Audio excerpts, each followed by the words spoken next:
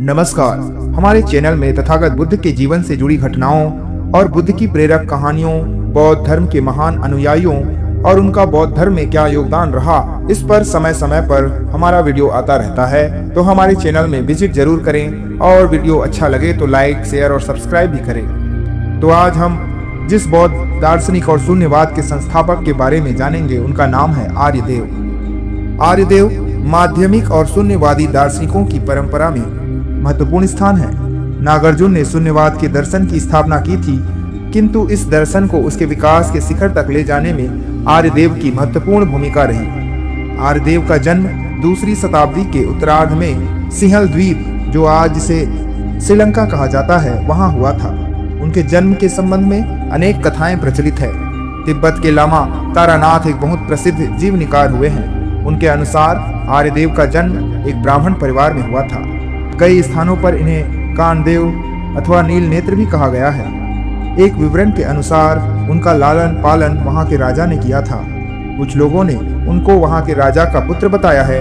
इन सब के आधार पर निश्चित रूप से कुछ भी कहना कठिन है, किंतु संभव है कि आर्यदेव के जन्म के थोड़े बहुत दिन बाद ही उनके माता पिता का देहांत हो गया और वे अनाथ हो गए हों, या कि अवैध संतान होने के कारण उनके माता पिता ने उनको कहीं फेंक दिया हो और इस अनाथ बालक का पालन पोषण राजा ने किया हो, अथवा राजा ने उसको गोद लिया हो और उसका पालन पोषण किया हो। उन्होंने समस्त धर्मों और दर्शनों का गंभीर अध्ययन किया था। उन दिनों नागार्जुन की बड़ी ख्याति थी। आर्यदेव नागार्जुन की ख्याति सुनकर उनके दर्शन के लिए श्री पर्वत आए और परस्पर वाद विवाद के बाद वे नागार्जुन के शिष्य बन गए। नागार्जुन के संपर्क में रहकर उन्होंने समस्त विद्याओं तथा दर्शनों का गंभीर अध्ययन किया। बाद में नागार्जुन ने उनको अपना प्रधान शिष्य तथा धार्मिक उत्तराधिकारी स्वीकार किया।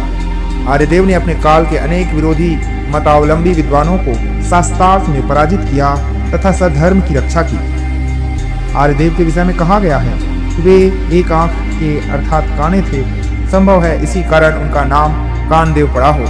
उनके काने होने के संबंध में भी कई कथाएं हैं। एक कथा के अनुसार मात्रचेट नाम के किसी ब्राह्मण पंडित को शास्त्रार्थ में पराजित करने के लिए नालंदा के भिक्षुओं ने श्री पर्वत से नागार्जुन को बुलाया।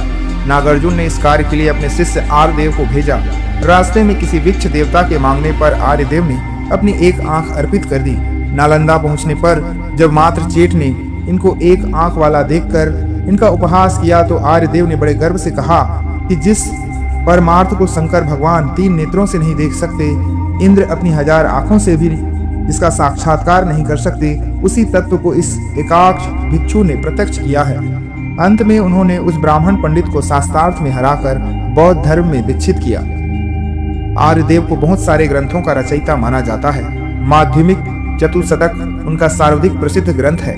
इस ग्रंथ को बोधिसत्व योगाचार शास्त्र भी कहा गया। नागार्जुन के ग्रंथ माध्यमिक कारिका के बाद आर्यदेव का यह ग्रंथ शून्यवाद का सबसे महत्वपूर्ण ग्रंथ माना जाता है। बाद में नालंदा के महास्थविर धर्मपाल तथा प्रसिद्ध दार्शनिक चंद्रकीर्ति ने इसकी व्याख्याएं लिखी। हेनसांग ने इसका चीनी भाषा में अनुवाद किया। इस ग्रंथ का तिब्बत तथा अन्य भाषाओं में भी अनुवाद हुआ।